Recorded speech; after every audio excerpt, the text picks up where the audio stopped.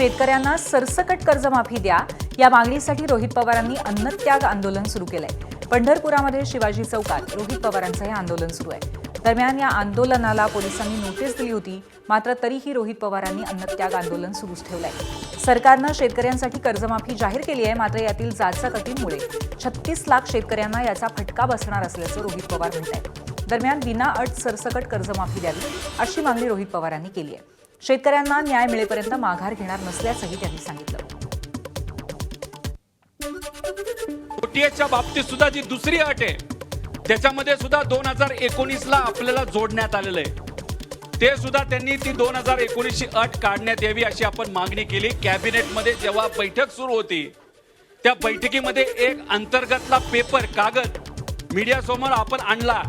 त्या कागदावर काय लिहिलेलं आहे, या सगळ्या अटी जर टाकल्या तर आपल्याला 35,000 कोटी रुपये द्यावे लागणार नाही, आपल्याला बरेच कमी मिळू शकतात। त्यामुळे ही जी कर्जमाफी आहे ती कर्ज वसुली आहे, कर्जमाफी नाही, हे मात्र या ठिकाणी सिद्ध होतं। याचा विचार हा तुम्हा आपल्या सर्वांना त्या ठिकाणी करावा लागणार आहे।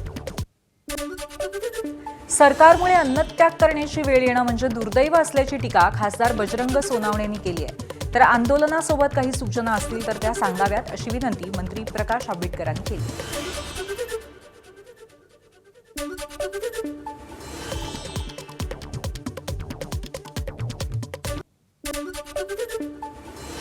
नेतृत्व जे युवकांच्या मनावर विराज्य करतंय, आमच्या पक्षाचं चांगल्या पद्धतीचं नेतृत्व करतात, यांना अन्नत्याग आंदोलन करायची वेळ ही सरकार आणते। सरकारला नेमकं काय करायचं, हे कुठलं आंदोलन बी करू द्यायचं नाही, आम्ही काय करायचंय नाही। तुम्ही सरसगट कर्जमाफीची मागणी जी होती आणि तुम्ही कबूल केलं ना, कशाला अटी घालता, माझ्याकडे कर्ज आहे देऊन टाका तुझं कर्ज माफ।